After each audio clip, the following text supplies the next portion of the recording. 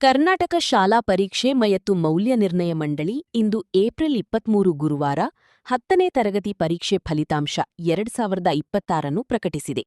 ಒಟ್ಟು 94.1% ಫಲಿತಾಂಶ ಬಂದಿದೆ.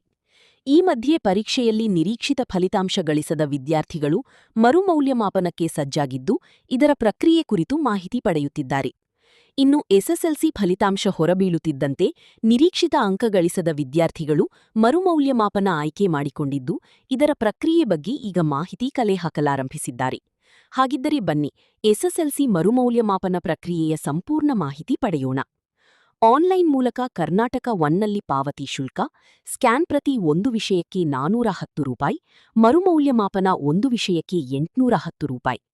ಆಫ್ಲೈನ್ ಚಲನ್ ಮೂಲಕ ಕರ್ನಾಟಕ ಒನ್ ಬೆಂಗಳೂರು ಒನ್ ಪಾವತಿ, ಸ್ಕ್ಯಾನ್ ಪ್ರತಿ ಒಂದು ವಿಷಯಕ್ಕೆ ₹420, ಮರುಮೌಲ್ಯಮಾಪನ ಒಂದು ವಿಷಯಕ್ಕೆ ₹820. ಆಫ್ಲೈನ್ ಚಲನ್ ಮೂಲಕ ಯುಬಿಐ ಪಾವತಿ, ಸ್ಕ್ಯಾನ್ ಪ್ರತಿ ಒಂದು ವಿಷಯಕ್ಕೆ ₹410, ಮರುಮೌಲ್ಯಮಾಪನ ಒಂದು ವಿಷಯಕ್ಕೆ ₹820. ಹೆಚ್ಚಿನ ವಿಡಿಯೋಗಳಿಗಾಗಿ ನಮ್ಮ ಚಾನೆಲ್ ಅನ್ನು ಸಬ್ಸ್ಕ್ರೈಬ್ ಮಾಡಿ. Thank you.